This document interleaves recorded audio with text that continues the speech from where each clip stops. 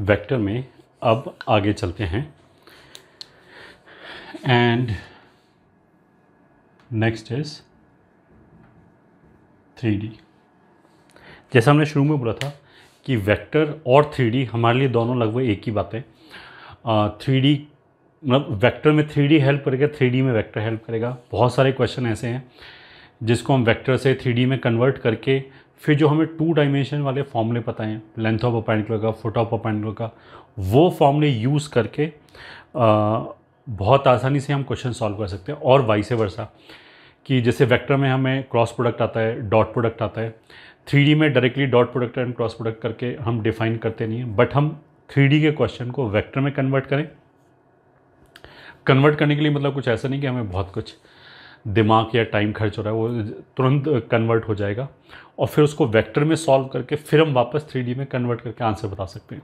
3D और vector basically मोर और less एक ही बात है, बस थोड़ी सी टर्मिनोलॉजी का अंतर है, थोड़ा सा जैसे बोलते हैं ना टर्मिनोलॉजी का अंतर है कि इसमें अगर हम किसी को पोजीशन वेक्टर बोलेंगे तो उसमें कोऑर्डिनेट्स बोलेंगे and so on. Logically exactly एक ही बात है।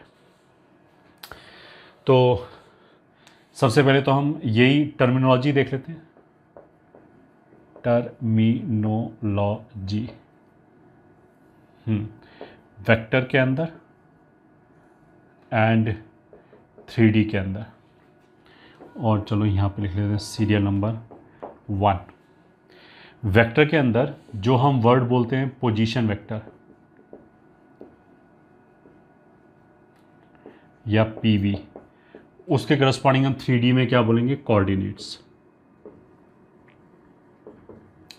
हम ऐसे बोलेंगे coordinate of this point is this.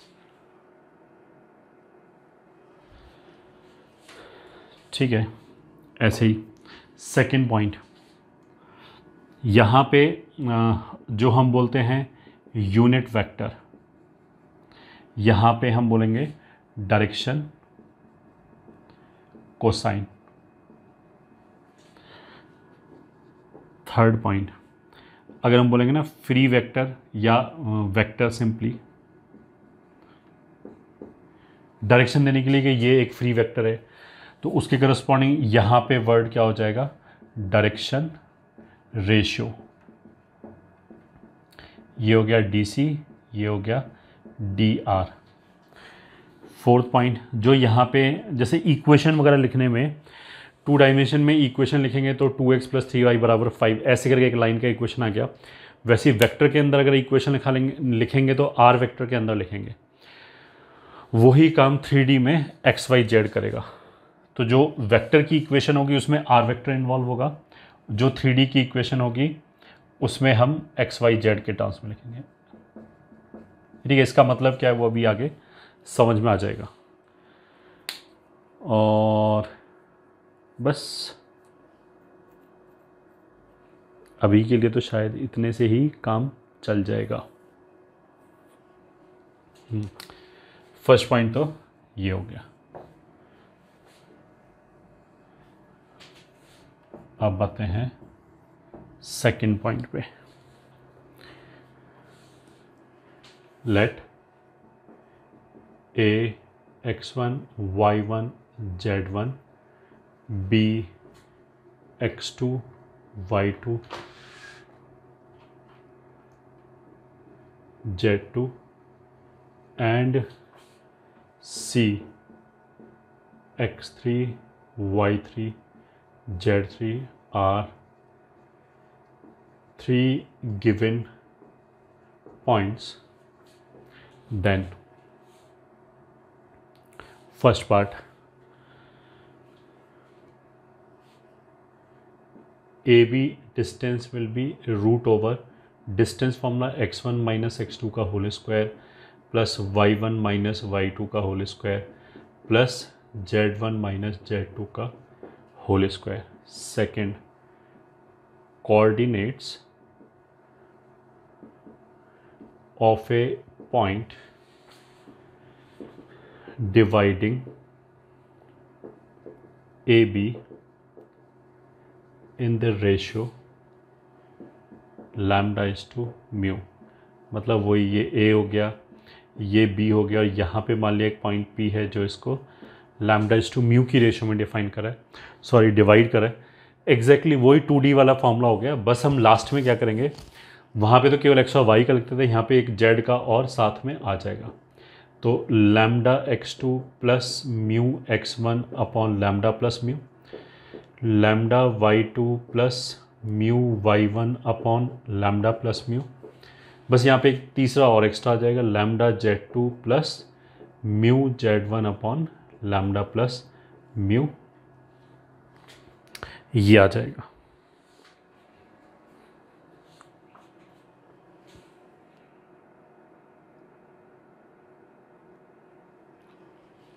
ठीक है, बाकी वही है कि अगर एक्सटर्नल डिवीज़न है तो म्यू की जगह माइनस म्यू ले लिया। थर्ड पॉइंट,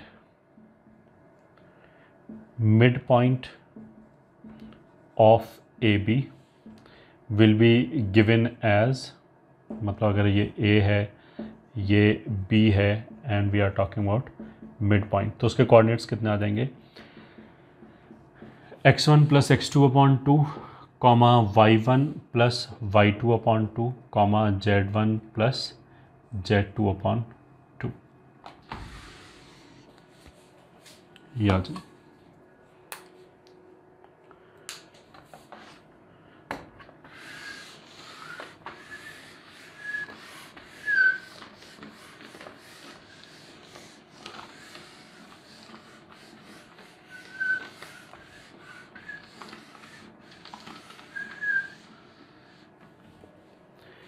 ठीक है, next fourth point, in triangle A B C centroid के कोऑर्डिनेट्स आ जाएंगे x1 plus x2 plus x3 by 3, ऐसे ही sigma y1 by 3 sigma z1 by 3। Orthocentre आ जाएगा sigma x1 tan a by 3 sigma y1 tan a, sorry by 3 नहीं आएगा, sigma tan a आएगा।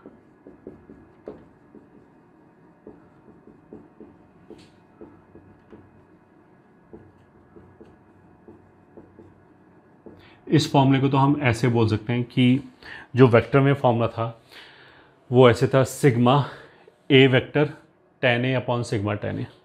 अब ए वेक्टर जो है उसको हम कंपोनेंट वाइज लिख सकते हैं, a1 a2 a3 सबको अलग कर दिया, तो ये x कंपोनेंट हो गया, ये y कंपोनेंट हो गया, ये z कंपोनेंट होगा, वेक्टर से याद है।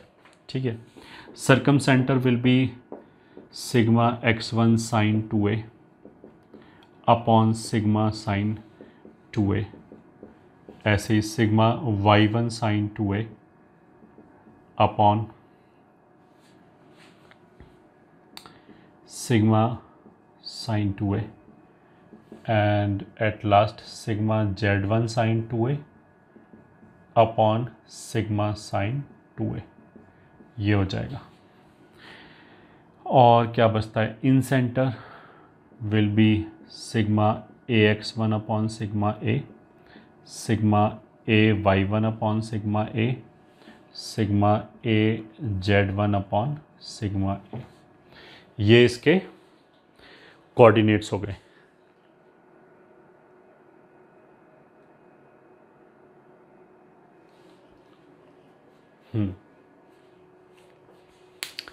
ठीक है, और अब इसमें फिफ्थ पॉइंट देखो, अगर हमने ए और बी को ज्वाइन किया, ए और बी को ऐसे ज्वाइन किया, तो वेक्टर्स में अगर हमें ए बी की डायरेक्शन में कोई वेक्टर चाहिए होता तो हम ऐसे करते हैं, उसको लिख लेते हैं बी माइनस ए। ठीक है, तो यहाँ पे भी बी माइनस ए ही करेंगे, इफेक्टिवली वही चीज़ है। तो बी तो ये हो गया और ए ये हो गया, तो बी माइनस ए मतलब x2 minus x1, y2 minus y1, z2 minus z1। Vector में वो आई जे के साथ लिखा होता, यहाँ पे बस विदाउट आई जे के लिख दिया, तो हम ऐसे लिखेंगे x2 minus x1, y2 minus y1 and z2 minus z1। ठीक है, अब देखो एक बहुत बड़ा कन्फ्यूज़न क्या है, जो लोग बच्चे पहली बार पढ़ रहे होते हैं, अगर मैं तुमसे पूछूं कि i plus J plus 2k क्या रिप्रेजेंट करता है? तो हम क्या बोलेंगे, एक वेक्टर रिप्रेजेंट करता है। अब ये जो वेक्टर है ये एक पॉइंट भी हो सकता है कि एक पॉइंट है 1,1,2 उसका पोजीशन वेक्टर है, मतलब ओरिजिन से 1,1,2 पॉइंट को ज्वाइन करने वाला वेक्टर है, ऐसे भी बोल सकते हैं। और इसको हम ये भी बोल सकते हैं एक वेक्टर है जिसका डायरेक्शन 1,1,2 के अलॉन्ग है। ठीक है, एग्जैक्टली उसी लाइन पे अगर मैं तुमसे ये पूछूंगा 2, 3, 5 क्या है, तो बहुत सारे बच्चे इसमें क्या आंसर देंगे कि एक पॉइंट के कोऑर्डिनेट है। ऐसा नहीं है, जैसा मैंने यहाँ पे दो ऑप्शन दिया कि ये एक पॉइंट का पोजीशन वेक्टर भी हो सकता है कि 1, 1, 2 पॉइंट हो, और ये एक फ्री वेक्टर भी हो सकता है जो एक डायरेक्शन बता रहा है 1,1,2 के अलॉन्ग। सही है, एग्जैक्टली वैसे ही 2, 3, 5 भी दोनों चीज़ हो सकता है। 2, 3, 5 एक पॉइंट का कोऑर्डिनेट भी हो सकता है, विच इज़ 2, 3, 5 जो पॉइंट होगा उसका कोऑर्डिनेट भी हो सकता है, and this can also act as a free vector type चीज़, मतलब ये एक डायरेक्शन भी बता सकता है। ठीक है, तो ये 2, 3, 5 एक वो डायरेक्शन हो गया जिस डायरेक्शन को अगर हम एक्स एक्सिस, वाई एक्सिस और जेड एक्सिस के अबाउट अगर रिजॉल्व करें तो एक्स एक्सिस की डायरेक्शन में उसका कॉम्पोनेंट 2 आएगा, वाई एक्सिस की डायरेक्शन में 3 आएगा, जेड एक्सिस की डायरेक्शन में 5 आएगा। ठीक है, तो this can act both as a point का coordinate as well as a direction. अब जो डायरेक्शन होगा उसमें हम वर्ड यूज़ क्या करते हैं, डायरेक्शन रेशियो। ठीक है, तो जैसे वेक्टर में अगर मेरे को ये बोलना हो कि इस लाइन के अलॉन्ग, इस लाइन के पैरेलल ए वेक्टर है, ठीक है, ऐसे बोलते हैं हम कि इस लाइन के पैरेलल एक वेक्टर है, ए वेक्टर दे रखा है। तो वैसे ही हम 3D में क्या बोलेंगे कि इस लाइन के पैरेलल डायरेक्शन रेशियोज 2, 3, 5 है। तो जब हमने बोले कि इस लाइन के पैरेलल डायरेक्शन रेशियोज 2, 3, 5 हैं, उसका मतलब क्या है कि हम लाइन के पैरेलल एक वेक्टर बता रहे हैं, वो वेक्टर की तरह ही ट्रीट होगा। तो अगर हमें ए बी लाइन के पैरेलल डायरेक्शन रेशियोज चाहिए तो वो यही लिखा हुआ है, direction ratio parallel to line A B can be given as x2 minus x1 comma y2 minus y1 comma z2 minus z1। ये हो गया।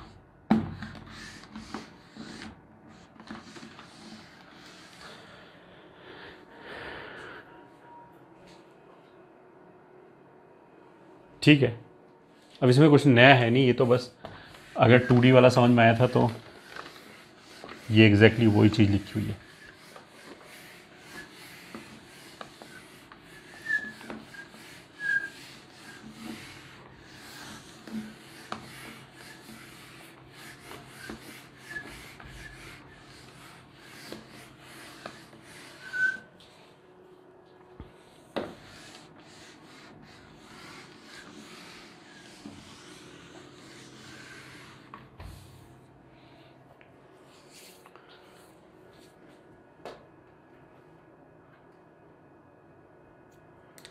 तो question, late A is 1, 1, 1, B is 3, 2, minus 1 and C is 2, 3 and 2. Then find first part, distance between A and B, A and B मान लिया ये दे रखा है, तो आंसर कितना हो जाएगा, A B is equals to root over 1 minus 3 whole square plus 1 minus 2 whole square plus 1 minus minus 1 whole square. So this is equals to root over 3 में से 1 गया, 2 का स्क्वायर 4, 1 का स्क्वायर 1, 2 का स्क्वायर 4, तो कितना हो गया answer 3। Second, coordinates of a point, ये ठीक है, विच डिवाइड्स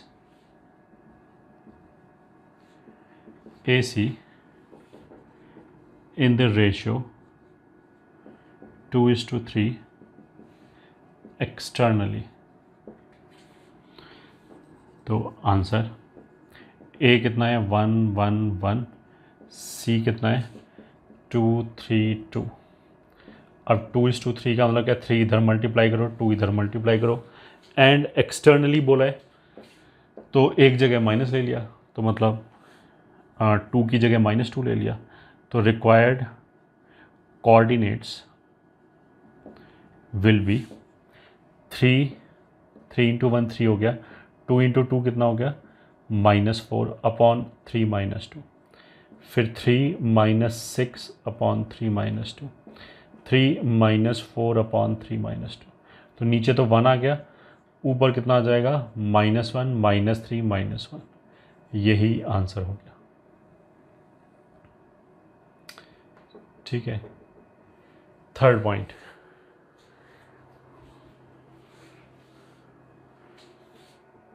फाइंड डायरेक्शन कोसाइन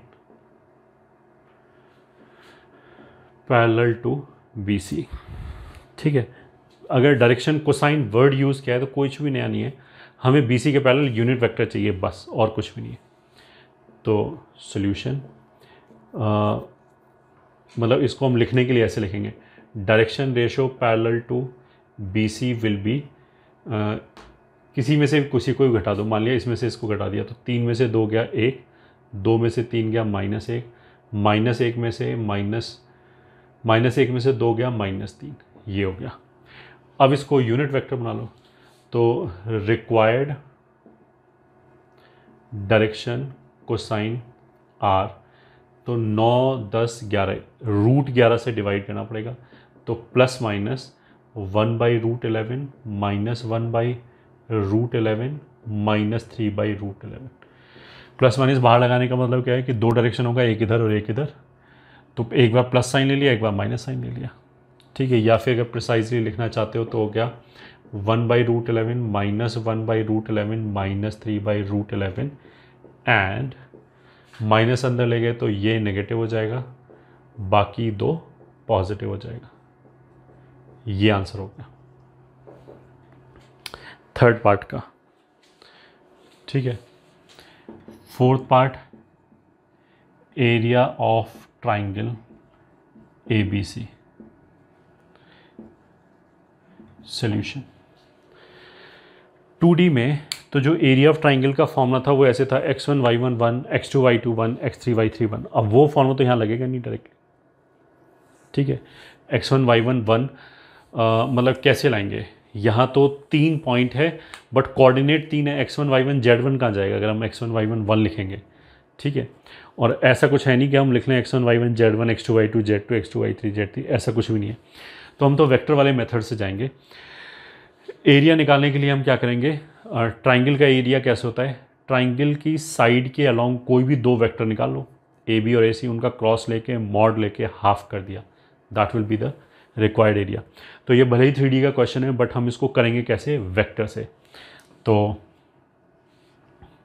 हम ऐसे लिखेंगे AB वेक्टर, मतलब B में से A घटा दिया, तो A तो 1 1 1 है, तो इनमें से 1 1 1 घटा दिया, तो 2 1 -2 2 1 -2। हाँ, ऐसे ही AC वेक्टर कितना हो जाएगा, इसमें से 1 1 1 घटा दिया, तो 1 2 1।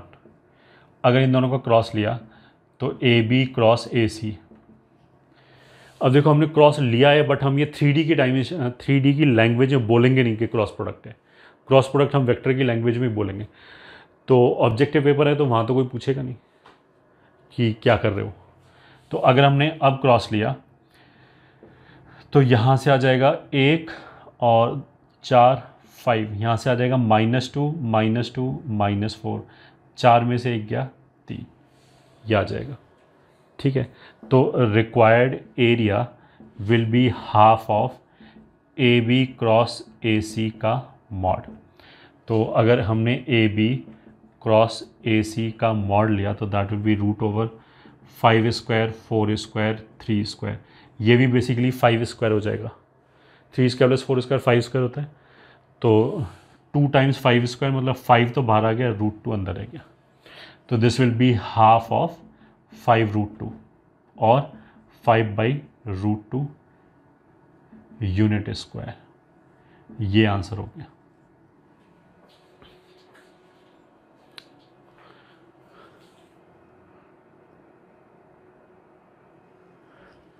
This is fourth part.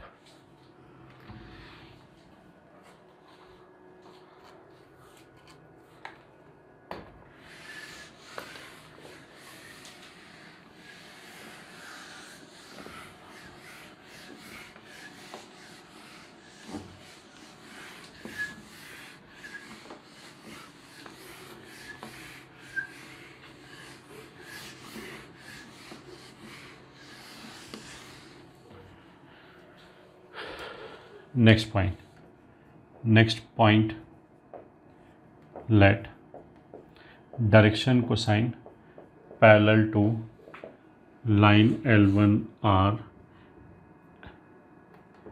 L1 M1 N1 and that of parallel to L2R, L2 M2 N2.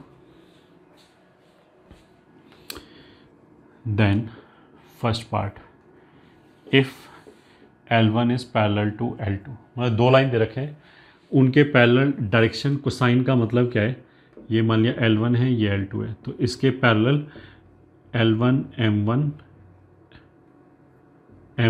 N1 दे रखा है, इसके पैरेलल L2 M2 N2 दे रखा है.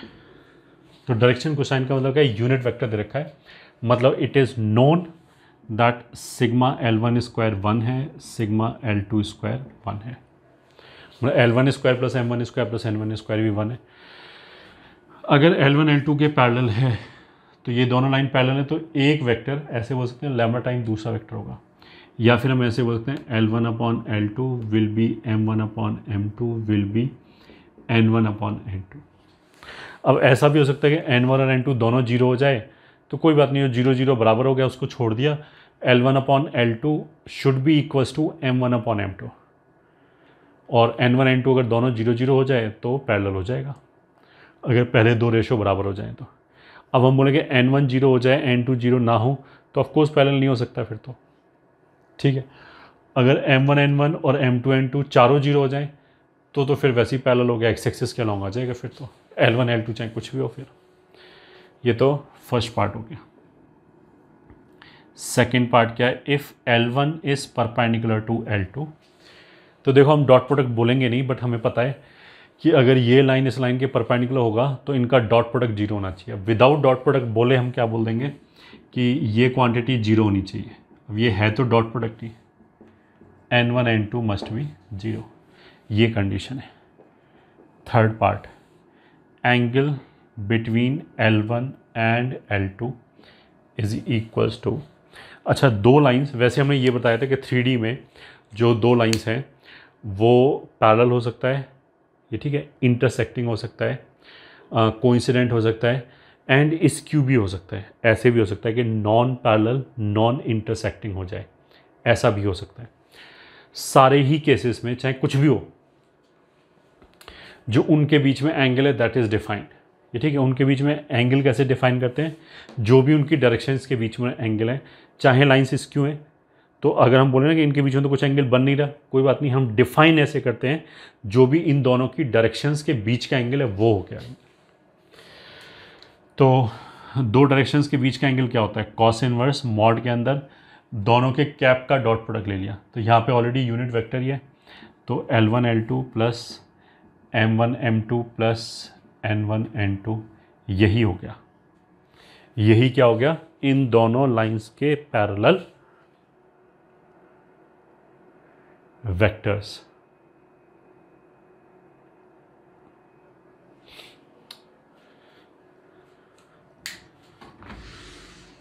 ठीक है.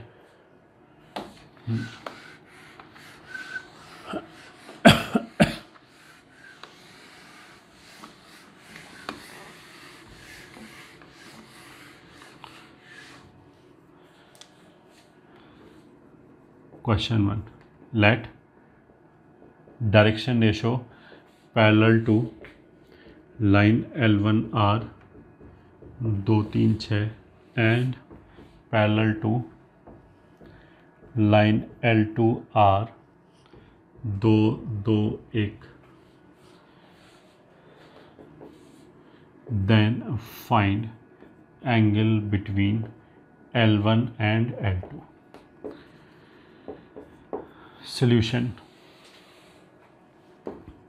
रिक्वायर्ड एंगल, अब इसने डायरेक्शन रेशियो भले ही बोले हूँ, ये तो हमें दो वेक्टर दे रखा है, एक वेक्टर के अलॉन्ग तो हो गया 2 3 6, दूसरा वेक्टर हो गया 2 2 1 के अलॉन्ग। तो इन दोनों लाइन के बीच में अगर एंगल चाहिए तो cos inverse mod of dot product A dot B upon A और बी के मैग्नीट्यूड से डिवाइड कर दिया, तो 2 3 6 डॉट 2 2 1। ये ठीक है, 3D में हम डॉट प्रोडक्ट बोलते नहीं है, बट हमें समझ में तो आना चाहिए कि अल्टीमेटली वही है। इसका मैग्नीट्यूड जो होगा वो 7 होगा, इसका मैग्नीट्यूड 3 होगा। So this is equals to cos inverse, ये कितना हो गया 4 6 4 10 और 6 16/21, यही आंसर हो गया। ठीक है, एक क्वेश्चन ये हो गया। Question 2, let 2 directions satisfy L plus 2m plus, let direction cosines of two directions satisfy L plus 2m plus n बराबर 0 and Lm plus mn plus nl बराबर 0।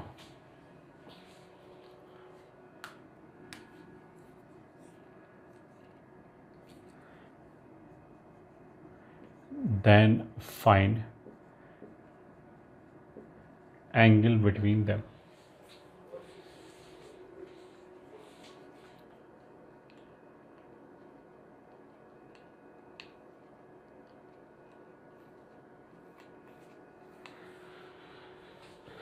ठीक है, मान लिया ये हो गया। अब देखो जो डायरेक्शन कोसाइन है वो मान लिया LMN है, तो इस क्वेश्चन के हिसाब से इसने क्या बोला कि ऐसी डायरेक्शंस का दो सेट है L1 M1 N1 जो इन दोनों को सेटिस्फाई कर रहा है, फिर एक दूसरा सेट है L2 M2 N2 जो इन दोनों को सेटिस्फाई कर रहा है। तो उन दोनों के बीच का एंगल चाहिए। ठीक है, अल्टीमेटली मेरे को इन दोनों को सॉल्व करना है। ठीक है, LMN अगर डायरेक्शन कोसाइंस है तो दो इक्वेशन तो ये हो गई, बट अननोन तो 3 है, तो 3 इक्वेशन होनी चाहिए तभी सॉल्व होगा। तो तीसरी इक्वेशन डायरेक्शन कोसाइन की तरफ से आ जाएगा कि जो L² plus M² plus N² है वो 1 होना चाहिए। ठीक है, एक तो हम ऐसे कर सकते हैं। दूसरा, जैसे हमें यहाँ पे डायरेक्शन रेशियो अगर पता है तो भी काम चल जाएगा, डायरेक्शन कोसाइन होना ज़रूरी नहीं है, डायरेक्शन रेशियो पता है तो भी हो जाएगा, क्योंकि अगर डायरेक्शन रेशियो होगा तो उसको हम यूनिट वेक्टर बना के फिर एंगल वैंगल निकाल सकते हैं। तो इसलिए नंबर ऑफ़ वेरिएबल्स को कम करने के लिए अगर हम इस पूरे को n से डिवाइड कर दें, किसी भी एक से डिवाइड कर दें, मान लिया m से डिवाइड कर दिया, तो L/m 1 और n/m मान लिया ये हो गया। ठीक है, तो अगर मेरे को ये पता लग जाए L/m और n/m मतलब ये पता लग जाए, इसको 1 मिनट के लिए हमने मान लिया अल्फ़ा बोल दिया 1 और इसको बीटा बोल दिया। अगर ये पता लग जाए तो इसको यूनिट वेक्टर बना के ये भी पता लग जाएगा। ठीक है, बस ऐसा करने से क्या होगा कि we will be dealing with less number of variables, 3 की बजाय 2 से ही काम चल जाएगा। ठीक है, अच्छा m से डिवाइड करने से पहले हमें ये देखना पड़ेगा कि m 0 तो नहीं है, वो देख लो। अगर m 0 होगा तो ये भी 0 ये भी 0, तो n इंटू L को 0 होना पड़ेगा, मतलब इन दोनों में से एक को 0 होना पड़ेगा। अब यहाँ पे m 0 और n और L में से एक 0 मतलब 2 0, तो फिर यहाँ से तीसरे को भी 0 होना पड़ेगा। तो 0 0 0 तो कोई डायरेक्शन नहीं होता, सही है। तो उसका मतलब क्या है कि इन तीनों में से कोई भी 0 नहीं हो सकता, जैसे m नहीं हुआ वैसे n नहीं होगा वैसे l नहीं। तो डिवाइड करने में कोई गड़बड़ नहीं है, कोई भी रूट कोई भी सोल्यूशन लूज नहीं होगा। तो इन इक्वेशंस को सॉल्व करने के लिए भी हमने m से डिवाइड कर दिया, तो ये आ जाएगा L/m प्लस 2 प्लस n/m बराबर 0। L/n को अल्फ़ा बोला है, इसको बीटा बोला है, प्लस 2 इज इक्वल्स टू 0। एक तो ये इक्वेशन आ गया। इसको अगर हम डिवाइड कर दें m² से, तो एक m कैंसिल हो गया, दूसरा अल्फ़ा आ गया, एक m कैंसिल हो गया, दूसरा बीटा आ गया, प्लस ये हो जाएगा alpha beta. Is equals to 0। तो यहाँ से आ गया alpha plus beta is equals to -2 and alpha beta is equals to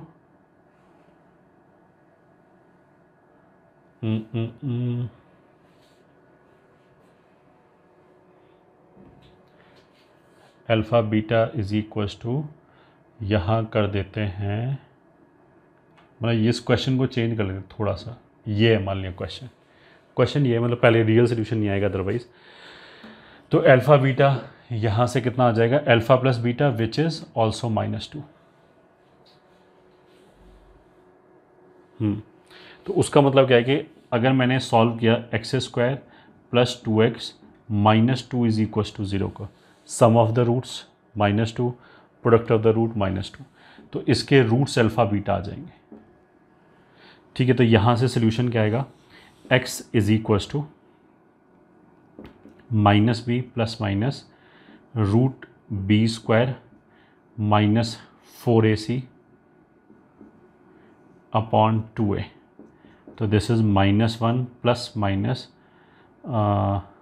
ये 12 हो जाएगा, तो 4 × 3 ये हो जाएगा -1 प्लस माइनस √3। तो उसका मतलब क्या है कि डायरेक्शन कैसे कैसे आ जाएगा, डायरेक्शन 1 विल बी, अगर हमने अल्फ़ा को ले लिया प्लस वाला तो -1 प्लस √3 और 1, तो इसमें से दूसरा रूट बीटा हो जाएगा, तो फिर ये हो जाएगा -1 माइनस √3। और जो डायरेक्शन 2 है उसमें उल्टा कर लिया, इसको ले लिया -1 माइनस √3, तो ये हो जाएगा -1 प्लस √3, ये हो जाएगा।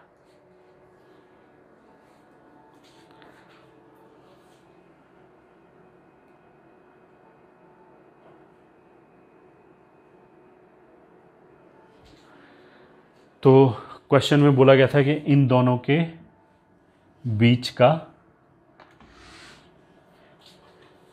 एंगल क्या होगा, तो आंसर आ जाएगा रिक्वायर्ड एंगल बराबर कॉस इनवर्स मॉड ऑफ इन दोनों का डॉट। ठीक है, तो दिस इंटू दिस कितना हो जाएगा,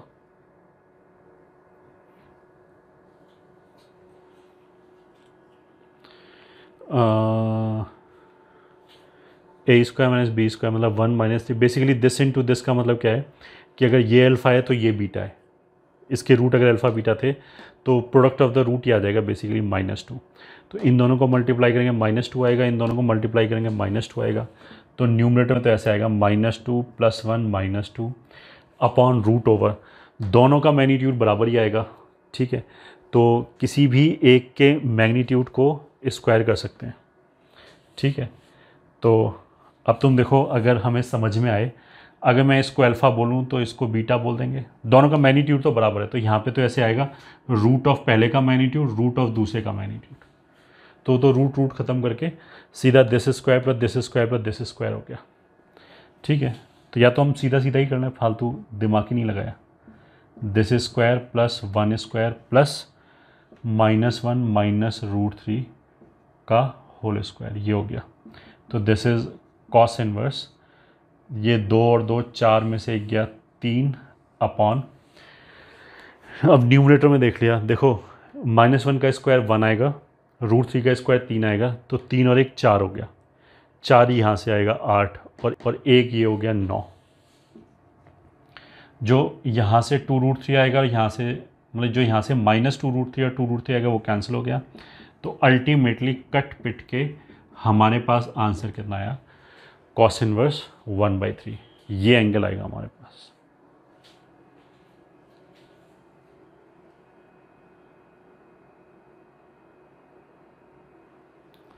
यही आंसर हो गया। सो दिस वाज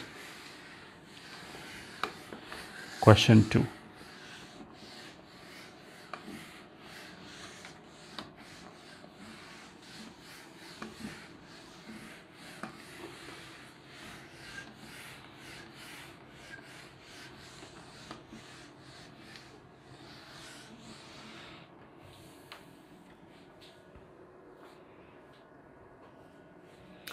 एक क्वेश्चन और कर लेते हैं, question 3। Late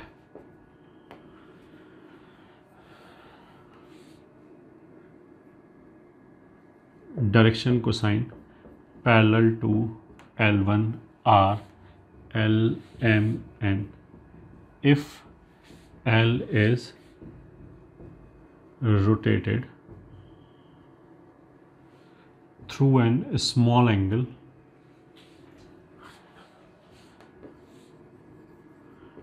delta theta such that direction cosine parallel to new position are L plus delta L, M plus delta M and N plus delta N.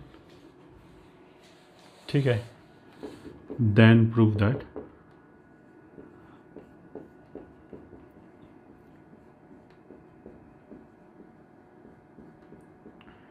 Delta N का square.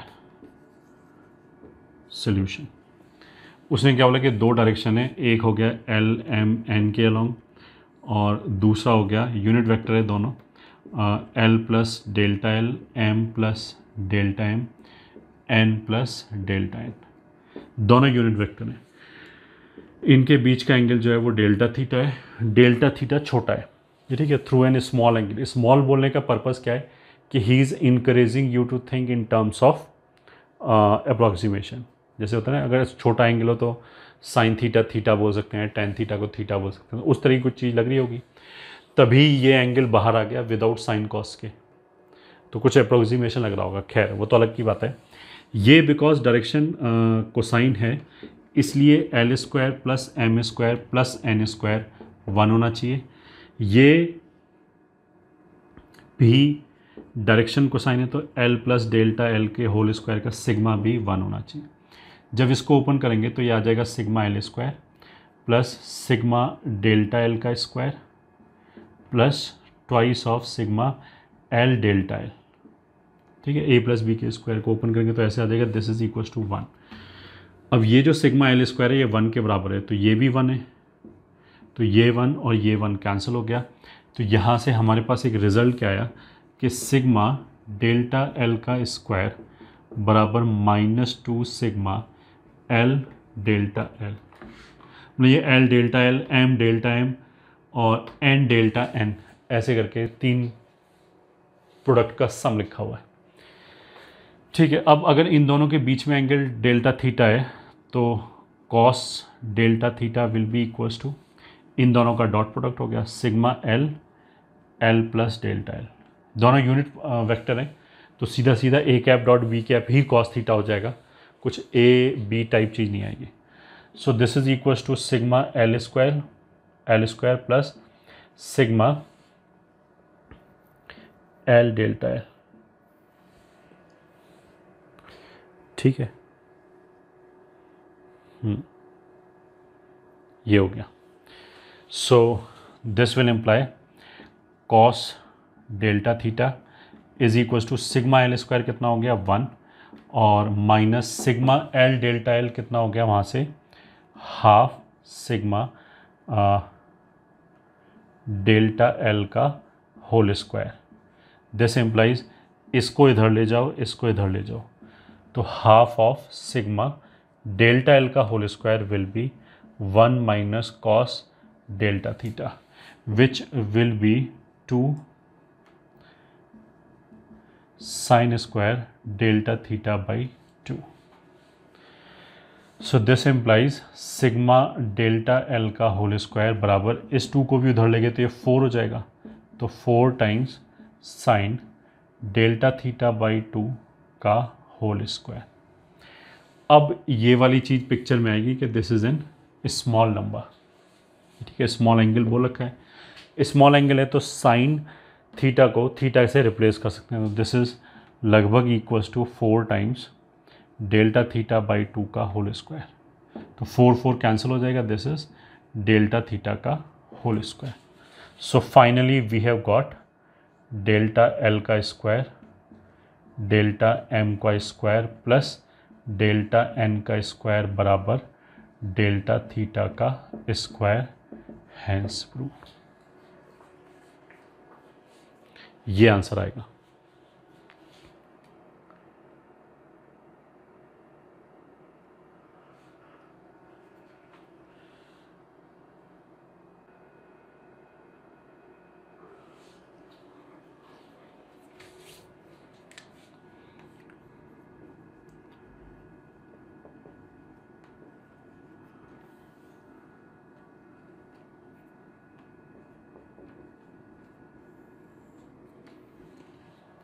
Equation of line, इसके आगे जो भी हम पढ़ाएंगे उसमें क्या होगा कि vectors and 3D hand in hand जाएगा। ठीक है, जैसे इक्वेशन ऑफ लाइन है, इसको हम 3D में भी कन्वर्ट करेंगे, तुरंत वेक्टर में भी कन्वर्ट कर सकते हैं, वट एवर यू वांट। ठीक है, तो पहले हम वेक्टर की तरफ से जाएंगे, फिर उसको हम 3D में कन्वर्ट करना सिखा देंगे।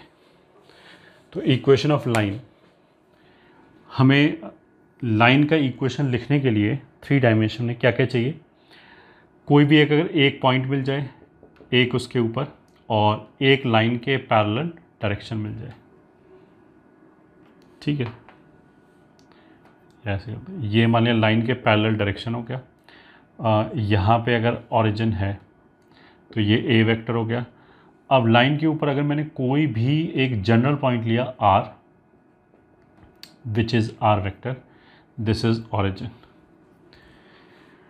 अच्छा, उससे भी पहले किसी भी कर्व के या सरफेस का इक्वेशन लिखने का मतलब क्या है, किसी भी कर्व के इक्वेशन का मतलब क्या होता है। 3D में तो सरफेस भी आ जाएगा, जैसे प्लेन इज़ ए सरफेस, ये ठीक है, स्फीयर इज़ ए सरफेस, तो इसलिए मैंने वर्ड सरफेस भी यूज़ किया।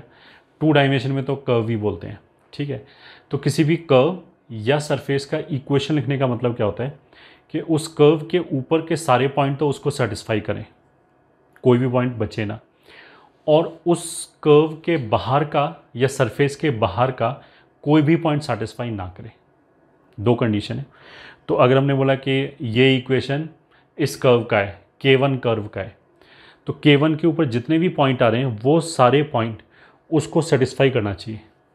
K1 के ऊपर के सारे point must satisfy that given relation, and K1 के बाहर के जितने भी पॉइंट्स हैं they should not satisfy that relation, उनको they should never satisfy that relation. ठीक है, ऐसा हमने कोई भी इक्वेशन लिख दिया, ये ठीक, किसी भी तरह का मैथमेटिकल कंडीशन लिख दिया, अगर ऐसा कंडीशन है जो केवल उस कर्व के ऊपर वाले पॉइंट ही सेटिस्फाई करा है, बाहर का कोई भी सेटिस्फाई नहीं करा है, वी आर फाइन। ये ठीक है, बस वो इक्वेशन हो गया, उसको हम इक्वेशन बोल देंगे। अब जो वेक्टर में इक्वेशन लिखेंगे वो हम कुछ ऐसे करके लिखेंगे, जैसे हमने लिखा आर डॉट, ये ठीक है, मान लिया i माइनस जे प्लस के बराबर 5। ठीक है, तो ये इक्वेशन आएगा। तो अब इसमें बच्चे ये पूछेंगे यूजली, जो शुरू में पढ़ते हैं, कि आर क्या है। तो हमारा एक्सप्लेनेशन कैसे रहेगा, बहुत सिंपल एक्सप्लेनेशन है। 2 डायमेंशन में तो हम पढ़ ही चुके हैं। मान लिया मैंने ऐसे लिखा 7, 3x plus 2y is equal to 7। ये क्या है, ये 2 डायमेंशन में लाइन का इक्वेशन है। ठीक है, अब मैं तुमसे पूछूं इसमें x और y क्या है, x और y किसका कोऑर्डिनेट है, तो आंसर इज ये किसी का कोऑर्डिनेट नहीं है, ये तो इक्वेशन लिखने के लिए जो वेरिएबल चाहिए, कार्टेशियन वेरिएबल, वो वेरिएबल है। फिर मालूम इसका यूज़ क्या है, तो इसका यूज़ ये है कि अगर मान लिया मेरे को चेक करना है कि 1,2 इस लाइन के ऊपर है या नहीं है, तो व्हाट आई विल डू, 1,2 हम x और y की जगह रख के देखेंगे कि सेटिस्फाई हुआ या नहीं हुआ। तो अगर हमने यहाँ 1 रखा, यहाँ 2 रखा, तो 3 + 4 कितना हो गया, 7, सेटिस्फाई हो गया। उसका मतलब क्या है कि ये पॉइंट इस कर्व के ऊपर है। तो x और y कोई फिक्स्ड चीज़ नहीं है, किसी फिक्स्ड पॉइंट के कोऑर्डिनेट्स नहीं हैं, वो तो वेरिएबल की वैल्यू को होल्ड करने के लिए हमने वेरिएबल डिफाइन किए, कार्टेशियन वेरिएबल। तो अगर मेरे को देखना है कि -1,3 इसके ऊपर लाई कर रहा है, तो हम -1 x की जगह रखेंगे, 3 y की जगह रखेंगे, तो 3 दूनी 6 में से 3 गया 3, वो तो 7 के बराबर नहीं आया, तो ये सेटिस्फाई नहीं कर रहा है। एग्जैक्टली उसी लाइन पे जो काम यहाँ पे x और y कर रहा है, वो काम यहाँ पे r कर रहा है। अगर हम बोलेंगे आर किसका पोजीशन वेक्टर है, किसी का भी नहीं। आर वैसे ही एक वेरिएबल है जैसे यहाँ एक्स और वाई है। तो अगर मेरे को ये देखना है, ये कोई भी कर्व या सरफेस हो, मेरे को उससे कोई मतलब नहीं है। अगर मेरे को ये देखना है कि आई माइनस 2j प्लस के इस कर्व या सरफेस पे लाई कर रहा है या नहीं कर रहा है, तो हम आर की जगह इसको उठा के रखेंगे। ठीक है, तो आई आर की जगह रखेंगे तो ये आ गया 1 माइनस 2 1 और डॉट ये हो गया 1 माइनस 1 1। तो 1 2 और 1, तो 2 और 2 कितना हो गया 4। 5 के बराबर नहीं आया तो उसका मतलब क्या है कि ये वाला पॉइंट सेटिस्फाई नहीं कर रहा है। और अगर मैं ले लूँ are minus 2j plus 2k, तो जब यहाँ रखेंगे तो 1 प्लस 2 3 प्लस 2 5 इसके बराबर हो जाएगा। मतलब ये वाला पॉइंट इस कर्व या सरफेस के ऊपर है। ठीक है, तो हमें ये समझ में आना चाहिए कि आर वेक्टर देख के हमें कुछ अजीब सा नहीं लगना चाहिए कि ये कहाँ से आ गया, ये किस पॉइंट का पोजीशन वेक्टर है। ये किसी भी पॉइंट का पोजीशन वेक्टर नहीं है, ये वही काम कर रहा है जो यहाँ पे एक्स और वाई कर रहा है। बस एक्स और वाई में हम वैल्यू रख के देखेंगे ये पॉइंट इसके लाइन के ऊपर या सर्कल के ऊपर आया या नहीं आया। वैसे ही यहाँ पे कोई भी पॉइंट अगर हमें पता लगाना होगा कि ये इस सरफेस के ऊपर है या नहीं है, ये इस कर्व के ऊपर है या नहीं है, तो उसके पोजीशन वेक्टर को हम आर की जगह रख के देखेंगे कि सेटिस्फाई हुआ या नहीं हुआ। अगर सेटिस्फाई हो गया तो वो पॉइंट उस कर्व या सरफेस के ऊपर होगा।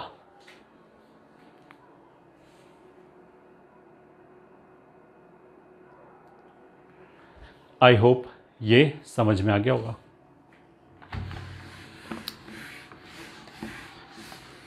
अब 3 डायमेंशन में अगर मेरे को एक स्ट्रेट लाइन फिक्स करना है, ये ठीक है, स्ट्रेट लाइन का इक्वेशन देना है, तो मेरे को क्या मिनिमम इन्फॉर्मेशन चाहिए।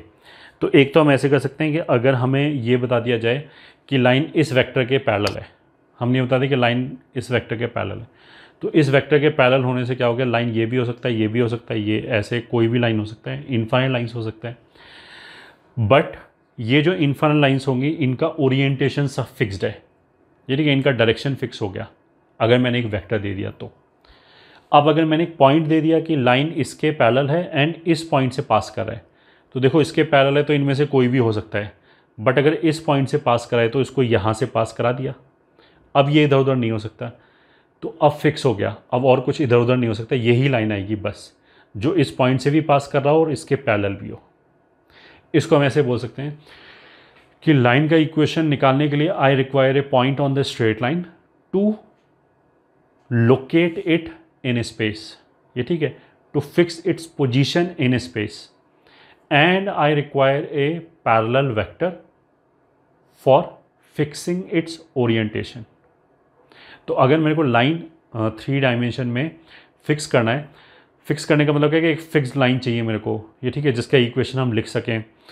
तो उसके लिए मेरे को क्या क्या इन्फॉर्मेशन चाहिए, एक तो पॉइंट चाहिए उसके ऊपर और एक पैरेलल डायरेक्शन चाहिए। जो डायरेक्शन होगा वो लाइन की डायरेक्शन को फिक्स करेगा और जो पॉइंट होगा वो लाइन की लोकेशन को फिक्स करेगा स्पेस के अंदर। ठीक है, अब देखो जो इन्फॉर्मेशन होता है लाइन के रेस्पेक्ट में वो अलग अलग तरीके से दिया जा सकता है, बट किसी भी तरीके से दिया हो हम उस इन्फॉर्मेशन को इसी चीज़ में कन्वर्ट करेंगे, 1 point on the line and A parallel direction, ये चाहिए मेरे को। क्योंकि इन्फॉर्मेशन तो ऐसे भी हो सकता है कि वो बोले कि लाइन के ऊपर 2 पॉइंट दे दिया, एक पॉइंट दे दिया ए जिसका पोजीशन वेक्टर ए वेक्टर है और एक दूसरा पॉइंट दे दिया बी, तो भी लाइन फिक्स हो गया। मैंने बोला कि लाइन इन दोनों पॉइंट से पास करे, तो अगर हम इन दोनों को ज्वाइन करें और बढ़ा दें तो एक ही लाइन आएगी, 2-3 लाइन आ ही नहीं सकता। तो अगर लाइन के ऊपर 2 पॉइंट दे दिया जाए तो भी एक यूनिक लाइन आएगी। तो उसका इक्वेशन भी लिखने के लिए हम यही करेंगे, एक पैरेलल डायरेक्शन ढूंढेंगे और एक पॉइंट देंगे। या फिर हम बोल सकते हैं कि लाइन जो है वो इन दोनों वेक्टर के परपेंडिकुलर है। देखो अगर मैंने बोला कि एक वेक्टर के परपेंडिकुलर है तो उसका ओरिएंटेशन फिक्स नहीं होता, क्योंकि इस वेक्टर के परपेंडिकुलर तो ये लाइन भी हो सकती है, ये भी हो सकती है, ये भी, ऐसे करके, मतलब इसके परपेंडिकुलर, ये वेक्टर के परपेंडिकुलर, तो ऐसे देखो ये हो सकता है। अब हम इसको ऐसे रोटेट कर सकते हैं, तो इसकी डायरेक्शन तो फिक्स हो ही नहीं। तो अगर हमने एक वेक्टर दिया कि लाइन के परपेंडिकुलर ये वेक्टर है, तो उससे कुछ डायरेक्शन फिक्स नहीं होता, there could be infinite lines. तो अगर मेरे को पैरेलल देना है तो एक ही वेक्टर से काम चल जाएगा। अगर मैंने बोला कि इसके पैरेलल है तो ओरिएंटेशन फिक्स हो गया, डायरेक्शन फिक्स हो गया, अब ये ऐसे ऐसे कुछ नहीं कर सकता। बट अगर परपेंडिकुलर देना है तो मेरे को 2 देना पड़ेगा। अगर हमने बोला कि लाइन इसके भी परपेंडिकुलर है, इसके भी परपेंडिकुलर है, तो 2 वेक्टर के परपेंडिकुलर डायरेक्शन क्रॉस लेके निकालते हैं। तो अगर ये ए वेक्टर है, ये बी वेक्टर है, तो ये ए क्रॉस बी वेक्टर आ जाएगा। तो ए क्रॉस बी वेक्टर हमारा लाइन के पैरेलल डायरेक्शन का काम करेगा। अगेन सम अप करते हैं कि लाइन की या आगे चल के प्लेन की इक्वेशन और लिखेंगे जो हमारे जेई सिलेबस में है। दोनों की इक्वेशन लिखते समय, वेक्टर इक्वेशन लिखते समय we will be writing something like R vector, फिर आगे कुछ लिखेंगे। वो आर वेक्टर किसका पोजीशन वेक्टर है? किसी का भी पोजीशन वेक्टर नहीं है, वो हमारा वेरिएबल है। किसी भी पॉइंट को अगर चेक करना होगा कि ये इस लाइन पे लाई कर रहा है या नहीं कर रहा है, तो हम आर की जगह वो रख के देखेंगे, पहली बात। दूसरी बात, लाइन की इक्वेशन लिखने के लिए हमें क्या क्या चाहिए? एक लाइन के ऊपर पॉइंट चाहिए और एक पैरेलल डायरेक्शन चाहिए। लाइन के पैरेलल एक डायरेक्शन चाहिए, कोई भी डायरेक्शन हो, ठीक है। ऐसी पॉइंट भी कोई भी हो, लाइन के ऊपर तो इन्फिनिट पॉइंट्स हैं, किसी भी पॉइंट से काम चल जाएगा इक्वेशन लिखने के लिए। अब अगर लाइन का इक्वेशन हमें निकालना है बट इन्फॉर्मेशन किसी और फॉर्म में दे रखा है, तो भी कोई बात नहीं, हम तो उस इन्फॉर्मेशन को इसी बात में कन्वर्ट करेंगे कि एक तो पॉइंट मिल जाए। पॉइंट मिलने का मतलब क्या है? उसका पोजीशन वेक्टर हमें पता होना चाहिए। जैसे हम बोलते हैं कि फाइंड दिस पॉइंट, तो फाइंड का मतलब क्या है कि हम ऐसे थोड़ा बोलेंगे ये रहा पॉइंट, ऐसे थोड़ा बोलते हैं। हमें पॉइंट फाइंड करने का मतलब क्या है कि उसके कोऑर्डिनेट्स निकालने हैं या उसका पोजीशन वेक्टर निकालना है। तो जब मैंने बोला कि एक पॉइंट मिल जाए एंड एक डायरेक्शन मिल जाए, तो पॉइंट मिल जाए का मतलब क्या है कि एक पॉइंट का पोजीशन वेक्टर पता है हमें, ठीक है। अब आते हैं, तो अगर हमें एक लाइन एल का इक्वेशन लिखना है जो बी वेक्टर के पैरेलल है एंड जिसके ऊपर एक पॉइंट दे रखा है ए, जिसका पोजीशन वेक्टर ए वेक्टर है, तो इस लाइन के किसी भी पॉइंट तक पहुंचने के लिए, जैसे ये कोई जनरल पॉइंट आर ले लिया, हम क्या करेंगे? ओरिजिन से यहाँ तक गए, फिर यहाँ से यहाँ तक गए। तो आर कैसे लिखेंगे? ओरिजिन से यहाँ तक गए, ए वेक्टर खर्च हुआ, प्लस यहाँ से लेके यहाँ तक ये जो वेक्टर है ए आर वेक्टर, ये दिखाई दे रहा है बी के पैरेलल है। अगर ये बी के पैरेलल है तो इसको हम लैम्डा बी करके लिख सकते हैं। तो यही लाइन की इक्वेशन हो गई,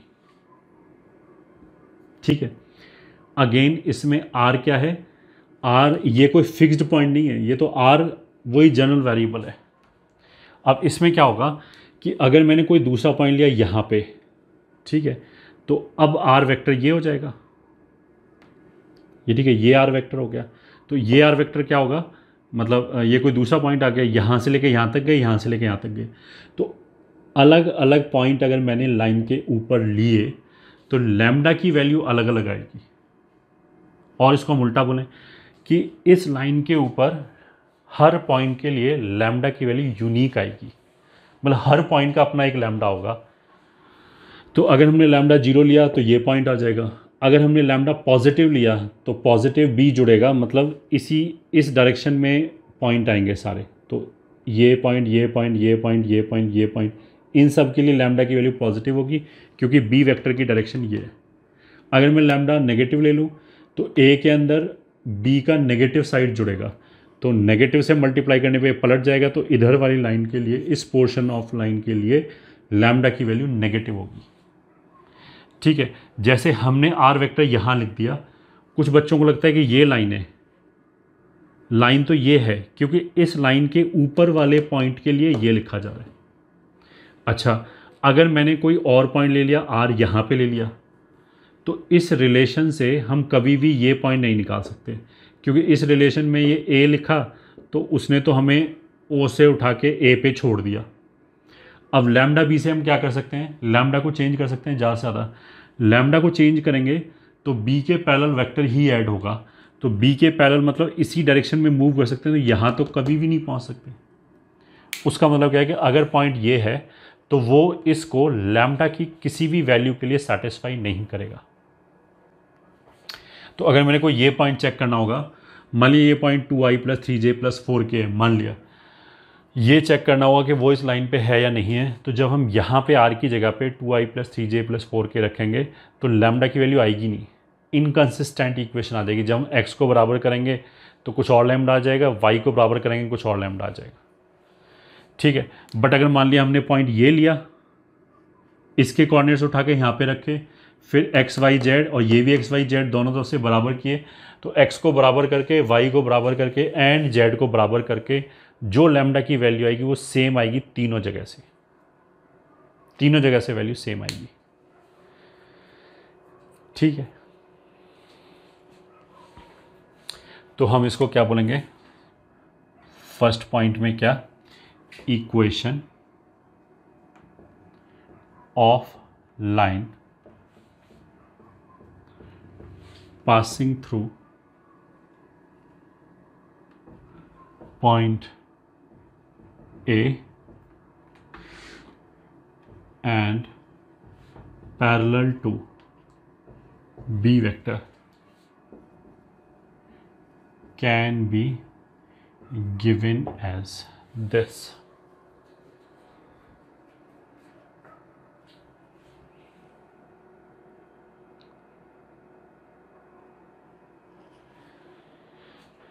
can be given as this. अब देखो हमें ये समझाना चाहिए कि अगर हम b की जगह 2b लिख दें, ट्वाइस ऑफ b लिख दें तो भी चलेगा, क्योंकि इसके पैरेलल कोई भी वेक्टर हो, b की बजाय अगर 2b वेक्टर होगा तो वो इसके ही पैरेलल ही ना, तो b की जगह अगर मैं 2b लिख दूँ तो भी चलेगा। बस 2b लिखने से क्या होगा बेसिकली कि अगर पहले हमें ये वाला पॉइंट लैम्डा बराबर 3 के लिए मिल रहा था, लैम्डा b लिखने पे ये वाले पॉइंट के लिए लैम्डा की वैल्यू 3 थी, तो 2b लिखने पे लैम्डा की वैल्यू 3/2 हो जाएगी, दैट्स इट। ठीक है, अगर इस b की जगह b कैप लिख दें, b कैप मतलब अगर इसको यूनिट वेक्टर बना दें, तो फिर क्या होगा कि जो भी पॉइंट हमें मिलेगा यहाँ से, उसका जो डिस्टेंस होगा पॉइंट ए से वो मॉड लैम्डा होगा, या फिर इसको हम लिख ही लेते हैं, note 1, position vector of a point on L which is at a distance d from A can be given as, मतलब इससे d डिस्टेंस दूर पे अगर एक पॉइंट चाहिए तो उसका पोजीशन वेक्टर कैसे होगा, यहाँ से यहाँ तक गए a वेक्टर लगा प्लस d डिस्टेंस पे जाना है। ठीक है, तो इधर भी d डिस्टेंस हो सकता है, इधर भी हो सकता है, तो इसलिए plus minus d times b cap. b cap ने तो हमें क्या किया, इस डायरेक्शन में मूव करने के लिए एक वेक्टर दे दिया, यूनिट वेक्टर। अब हमें जितने डायरेक्शन जाना, जितना लेंथ जाना है उसी लेंथ से मल्टीप्लाई कर दिया, तो ये d लेंथ का वेक्टर हो गया। तो d लेंथ का वेक्टर इधर या इधर जुड़ जाएगा, तो ये पोजीशन वेक्टर आ जाएगा इस लाइन के ऊपर जो a पॉइंट से d डिस्टेंस दूर है, d डिस्टेंस दूर है। Note 2, every point on L will have unique value of lambda, and note that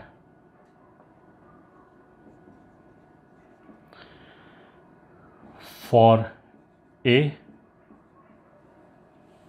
value of lambda is equals to 0, मतलब ए पॉइंट का पोजीशन वेक्टर वो तो ऐसे ही दिख रहा है, लैम्डा 0 होगा तभी ए बचेगा, वो तो हम ऐसे ही देख सकते हैं। एक बार हम ए पे पहुंच गए तो हमें कहीं इधर उधर जाने की ज़रूरत ही नहीं है। ये ठीक है, ये दूसरा नोट हो गया। एक देखो तीसरा नोट क्या है, नोट 3, कभी भी अगर हमें लाइन के ऊपर एक पॉइंट अननोन पॉइंट अज्यूम करना है, ठीक है, मान लिया जैसे यहाँ पे एक पॉइंट है, यहाँ पे एक पॉइंट है, वहाँ से हमने परपेंडिकुलर ड्रॉप किया और ये फुट ऑफ परपेंडिकुलर चाहिए मान लिया, तो फुट ऑफ परपेंडिकुलर एक अननोन पॉइंट हो गया इस लाइन के ऊपर। ठीक है, तो उस अननोन पॉइंट को हम ऐसे नहीं मानेंगे x1 y1 z1, मतलब तीन वेरिएबल नहीं इंट्रोड्यूस करेंगे। हम क्या बोलेंगे, अगर इस लाइन के ऊपर है वो पॉइंट तो यहाँ से आ जाना चाहिए वो लैम्डा की किसी एक पर्टिकुलर वैल्यू के लिए। तो मान लिया लैम्डा की वैल्यू लैम्डा 1 के लिए वो पॉइंट मिल रहा है जो भी फुट ऑफ परपेंडिकुलर है, तो हम ऐसे चालू करेंगे। हम क्या बोलेंगे, let the foot of perpendicular is a plus lambda 1 b। अब मेरे को लैम्डा 1 निकालना है। तो जो भी उसने इन्फॉर्मेशन दे रखा होगा, जैसे परपेंडिकुलर है, फुट ऑफ परपेंडिकुलर है, इस बात को हम मैथमेटिकली यूज़ करेंगे तो लैम्डा 1 की वैल्यू आ जाएगी। बस इतना सा होगा। कहने का मतलब क्या कि जैसे हम 2 डायमेंशन में आदत होती है ना कि कोई पॉइंट अननोन है तो उसको मान लिया x1 y1। यहाँ पे अगर कर तो वैसे भी सकते हैं, ऑफकोर्स x1 y1 z1 मानना पड़ेगा, बट वो फालतू का कैलकुलेशन है। 3 वेरिएबल की बजाय एक ही वेरिएबल से काम चलाएंगे। अगर वो लाइन के ऊपर है तो बस एक ही वेरिएबल लैम्डा से काम चल जाएगा, उसका पॉइंट हम अज्यूम कर सकते हैं। अब बाई चांस हमें लाइन के ऊपर 2 पॉइंट चाहिए होते तो हम ऐसे थोड़ा बोलेंगे कि पहला पॉइंट x1 y1 z1 है, दूसरा पॉइंट x2 y2 z2 है। हम क्या बोलेंगे, पहला पॉइंट a प्लस लैम्डा 1 भी है, दूसरा पॉइंट a प्लस लैम्डा 2 भी है। दूसरा पॉइंट a प्लस लैम्डा 2 भी है, इस बात का मतलब क्या है कि दूसरे पॉइंट का position vector a plus lambda 2 भी है। पोजीशन वेक्टर के टर्म्स में बात चल रही है। तो नोट 3 हम क्या बोलेंगे, if a point is assumed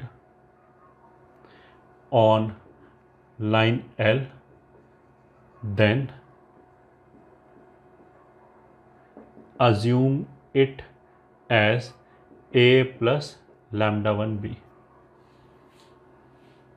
Now this is position vector of point, ये ठीक है, not as x1 y1 z1। मतलब ऐसे करके 3 वेरिएबल इंट्रोड्यूस नहीं किया, ठीक है।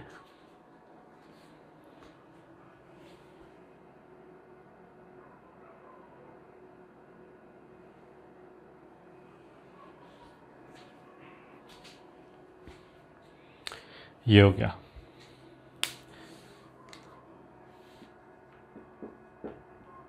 नोट 4, अब इसी लाइन को अगर हमें 3D में कन्वर्ट करना हो, 3 डायमेंशन में, ठीक है, तो हम बोलेंगे कैसे, equation of line passing through point A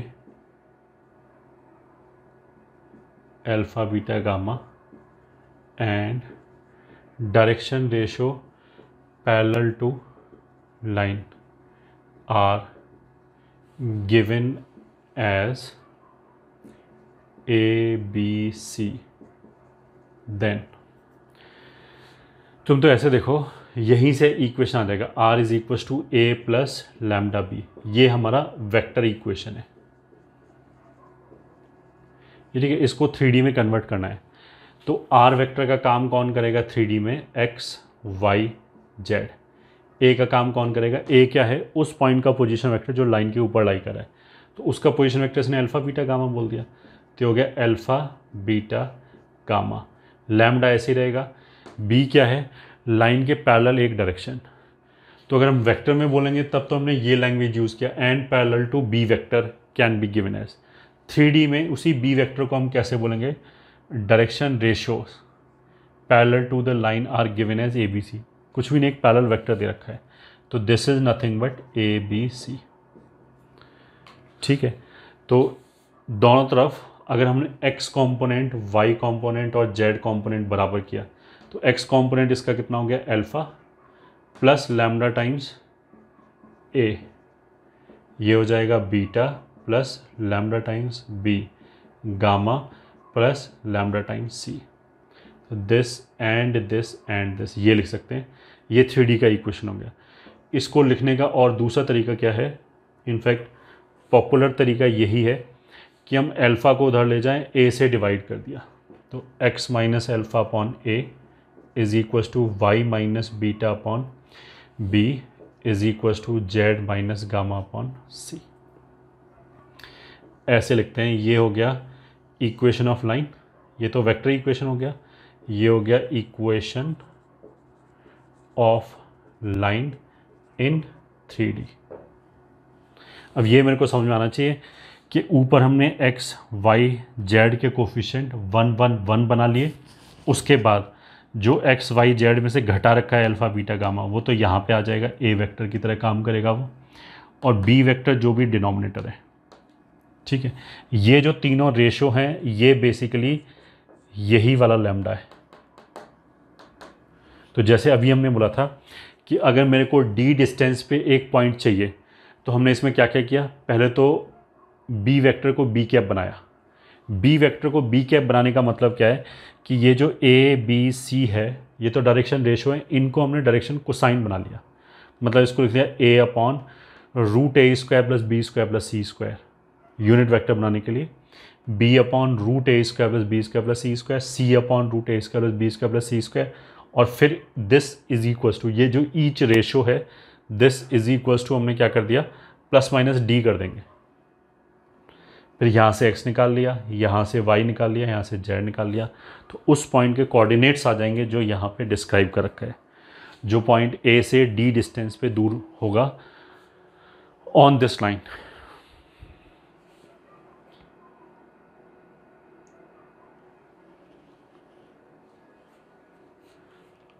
ठीक है,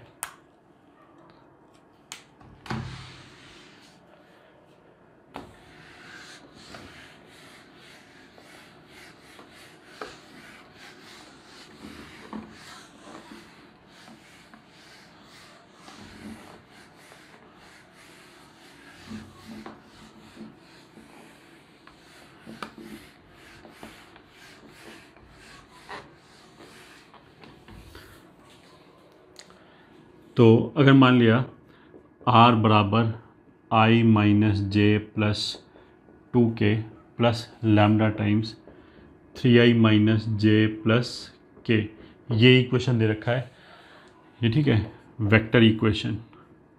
इसको अगर हम 3D में कन्वर्ट करना चाहें तो 1 मिनट में हो जाएगा x माइनस बराबर y माइनस बराबर z माइनस। ठीक है, अच्छा यहाँ मान लिया ये दे रखा है बस, तो देखो यहाँ जो ऊपर आएगा वो एक पॉइंट का पोजीशन वेक्टर आएगा जो लाइन के ऊपर है, तो वो ये वाला पॉइंट है, यही ए का पोजीशन वेक्टर है, तो 1 माइनस 1 2, तो 1 माइनस 1 2। नीचे क्या आएगा, डायरेक्शन आएगा जिसके पैरेलल लाइन, वो लैम्डा के साथ जो लिखा होता है वो होता है, तो लैम्डा के साथ क्या हो गया 3 0 1, तो हो गया 3 0 1। ऐसे जीरो लिख सकते हैं, हाँ लिख सकते हैं, सही है, ऐसे लिखना अलाउड है। हम ये नहीं बोलेंगे जीरो से डिवाइड कैसे कर दिया, तो हमें पता है कि हम कर क्या रहे हैं। What we are doing is basically this is equal to lambda, तो जीरो उधर जाके ख़त्म हो जाएगा, तो y बराबर -1 रहेगा हमेशा। ठीक है, तो ऐसे लिखने में कोई बुराई नहीं है। एग्ज़ाम्पल 1। एग्ज़ाम्पल 2, अगर मान लिया ऐसे लिखा है 2x प्लस 3/5 बराबर 5 minus x upon 7 sorry y upon 7 और z अपॉन 2, मान लें ये लिखा है। इसको हमें वेक्टर में कन्वर्ट करना है, तो पहले तो देखो x y z का कोफिशिएंट 1 बनाया, तो हमने क्या किया, इस 2 को हटाया, तो ऊपर नीचे 2 से डिवाइड कर दिया, तो ये हो गया। y का कोफिशिएंट 1 बनाया, तो -7 और z अपॉन 2, तो वेक्टर में ये क्या हो जाएगा, r vector is equals to एक पॉइंट जो लाइन के ऊपर है उसका पोजीशन वेक्टर, तो दैट इज़ -3/2 5 0, तो -3/2 i 5 j 0 k, तो वो 0 लिखने की जरूरत ही नहीं है, plus lambda times 5/2 i -7 j cap plus 2 k cap. अब ये तो देखो डायरेक्शन है, अगर मैं इसको नेगेटिव के साथ लिख दूँ तो भी चलेगा, मतलब पूरे तीनों का साइन चेंज कर दें तो भी चलेगा। और इसको अगर हम ऐसे लिख लें 3/2 i cap plus 5 j cap plus lambda times 5i minus 14 j plus 4 k, अगर हम ऐसे लिख दें तो भी चलेगा, ये दोनों एक ही लाइन है ये। ठीक है, ये हो गया 3D वाला इक्वेशन, ये हो गया वेक्टर में कन्वर्टेड इक्वेशन, ये वेक्टर इक्वेशन हो गया। जैसे अभी हम लोगों ने जो b वेक्टर है उसको 2b वेक्टर लिख सकते हैं, 3b वेक्टर लिख सकते हैं, b/2 वेक्टर लिख सकते हैं, क्योंकि वो तो डायरेक्शन है, डायरेक्शन को डबल करने से वो ऐसा थोड़ा कि पैरेलल नहीं बचेगा, अगर पहले पैरेलल है तो डबल करने पे भी पैरेलल होगा, तो दिस इज परफेक्टली फाइन अगर मैंने पूरे को 2 से मल्टीप्लाई कर दिया। इनफैक्ट अगर हमने यहाँ माइनस लगाया, यहाँ प्लस किया, और यहाँ माइनस लगाया, तो ये भी एक ही बात है। इसमें -2 से मल्टीप्लाई कर दिया, तो -2 से मल्टीप्लाई करने में क्या होगा, वेक्टर पलट जाएगा, बट लाइन के पैरेलल तो रहेगा ही रहेगा, फिर भी रहेगा।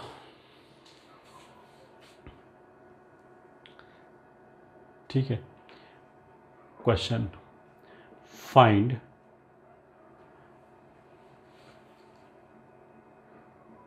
coordinates of a point on line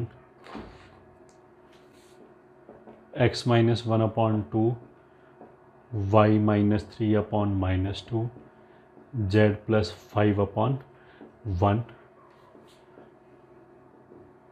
which is at a distance 9 from 1 3 minus 5। Solution, उसने क्या बोला, इस लाइन के ऊपर, ये 3D में एक लाइन लिखा हुआ है, एक हमें पॉइंट चाहिए जो 9 डिस्टेंस पे है इस पॉइंट से। सबसे पहले तो इस लाइन के बारे में क्या पता है, 1 3 minus 5, इसके ऊपर एक पॉइंट है और ये भी उसी पॉइंट की बात चल रहा है, मतलब इसी से हमें 9 डिस्टेंस दूर चाहिए, और इसके पैरेलल वेक्टर क्या है, 2 -2 1। ठीक है। अब देखो, चाहे तो इसको वेक्टर से कर लो, चाहे 3D से कर लो, दोनों एक ही बात है ये। ठीक है। अगर हम वेक्टर से करेंगे तो ये ऐसे लिखा होगा, r यहाँ आ जाएगा i + 3j - 5k plus lambda times 2i - 2j + k। तो वेक्टर में तो हमने ऐसे बोला था कि r = i + 3j - 5k। इसी पॉइंट से चाहिए ना हमें, कितने डिस्टेंस पे, 9 डिस्टेंस पे, तो यहाँ लिख देते हैं +-9, इसको यूनिट वेक्टर बना देते हैं। तो 2 2 1 का मैग्नीट्यूड 3 होगा, तो 2/3 - 2/3 + 1/3 k ये हो जाएगा। अब इसको कैलकुलेट कर लो, वो रिक्वायर्ड पॉइंट का पोजीशन वेक्टर आ जाएगा। एक बार प्लस लेंगे तो इधर आ जाएगा 9 डिस्टेंस, और एक बार माइनस लेंगे तो इधर आ जाएगा 9 डिस्टेंस में। ठीक है, मान लिया B एंड C। वो काम हम 3D में भी कर सकते हैं। 3D में बस क्या करेंगे कि डायरेक्शन डिनोमिनेटर में ना, ऊपर तो पॉइंट है 1 3 -5, ये तो पॉइंट हो गया, इसको टच नहीं करेंगे। जो डायरेक्शन डिनोमिनेटर में 2 -2 1, 2 -2 1, इसको यूनिट वेक्टर बनाया, तो 2 दूनी 4 और 4 8 और 1 9 का स्क्वायर रूट 3। तो मतलब इस वेक्टर का मैग्नीट्यूड कितना है, 3। तो यूनिट वेक्टर बनाने के लिए इसको 3 से डिवाइड कर दिया।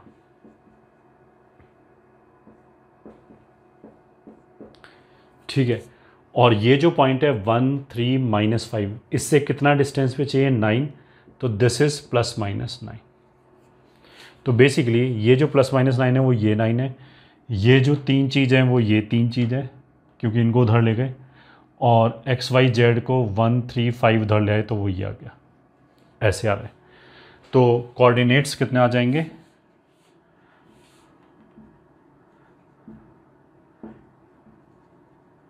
रिक्वायर्ड कोऑर्डिनेट्स क्या हो जाएगा, B, C का एक तो हो जाएगा, जैसे 3 से मल्टीप्लाई किया तो ये 3 हो जाएगा,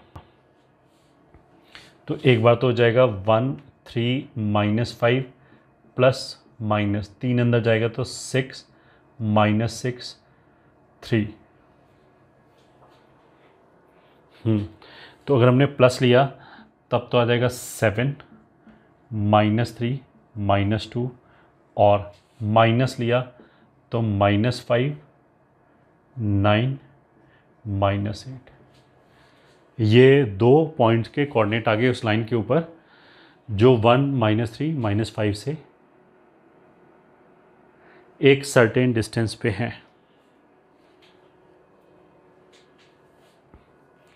ये हो गया।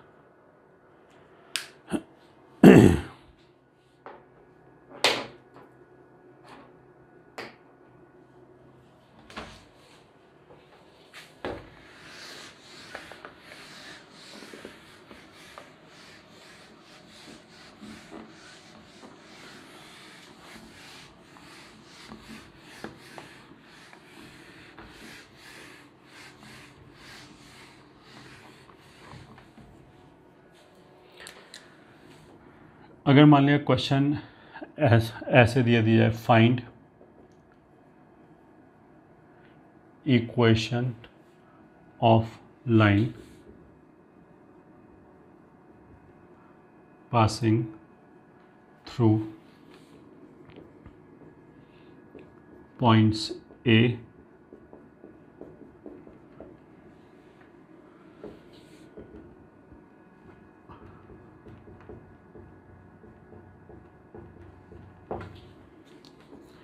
तो आंसर इसमें दो पॉइंट दे रखा है, ए तो हो गया 1 -1 1 और एक दूसरा पॉइंट हो गया बी 2 3 4। ठीक है, जैसा हमने बोला कि हमें आर बराबर ए प्लस लैम्डा बी लिखने के लिए एक तो पॉइंट चाहिए लाइन के ऊपर, तो वो हमारे पास दो चॉइस हैं, इसको भी यूज़ कर सकते हैं, इसको भी यूज़ कर सकते हैं, दोनों में से किसी भी एक को यूज़ करो, एक ही बात है। एक हमें ये डायरेक्शन चाहिए, this B vector is not इसका पोजीशन वेक्टर, सही है। बी वेक्टर इज लाइन के पैरेलल डायरेक्शन, तो पैरेलल डायरेक्शन हम कैसे बना सकते हैं, इसमें से इसको घटा दिया तो दो में से एक गया 1 3 4, ये एक पैरेलल डायरेक्शन आ गया। तो बस वेक्टर इक्वेशन कितना हो जाएगा रिक्वायर्ड लाइन का, आर बराबर आई माइनस जे प्लस के, मतलब पहला पॉइंट यूज़ कर लिया, दूसरा भी यूज़ कर सकते हो और कोई भी यूज़ कर सकते हो, प्लस लैम्डा टाइम्स ये direction which is I plus 4j plus 3k, ये डायरेक्शन हो गया बस, और ये एक पॉइंट का पोजीशन वेक्टर हो गया। अगर इसी को हमें 3D इक्वेशन लिखना है तो कोई बात नहीं, x minus y minus z minus इतना लिख के तैयार रखा, पॉइंट कितना है 1 -1 1, तो 1 -1 1, और लाइन के पैरेलल डायरेक्शन क्या है 1 4 3, तो 1 4 3, ये हो गया लाइन का equation.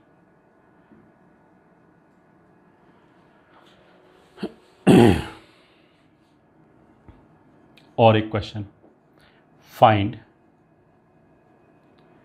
Equation of line passing through 1, 2, -3 and perpendicular to the vectors I minus j plus 2k cap and 2i plus j plus 3k cap। ठीक है, इस बार फिर सॉल्यूशन, इस बार क्या कर रखा है, लाइन के परपेंडिकुलर दो वेक्टर बता रखे हैं कुछ, एक तो हो गया ये 1 -1 2, एक हो गया 2 1 3, और इसके एक पॉइंट हो गया ऊपर 1 2 -3। ठीक है, तो अगर ये दो परपेंडिकुलर डायरेक्शंस हैं तो इनका क्रॉस प्रोडक्ट ले लिया, मतलब हम कैसे लेंगे 2 1 3 क्रॉस 1 -1 2, तो कितना आ जाएगा 2 और 3 5, 3 में से 4 गया -3, ये आ गया डायरेक्शन। तो लाइन के जो पैरेलल डायरेक्शन आ गया वो ये आ गया 5 -1 -3। अगर कोई बच्चा ये सोचना है इधर होना चाहिए इधर होना चाहिए, उससे कोई फ़र्क नहीं पड़ता, इधर हो चाहे इधर हो, पैरेलल चाहिए हमें। तो वेक्टर इक्वेशन कितना आ जाएगा, r इज इक्वल टू ये पॉइंट है तो i plus 2j minus 3k plus lambda times 5 -1 -3, तो वो आ जाएगा 5i cap minus j minus 3k cap, ये हो गया equation. 3D equation now you can write अपने आप तुरंत, x -1 y -2 z plus 3 upon 5 -1 -3, ये हो गया हमारा 3D वाला इक्वेशन।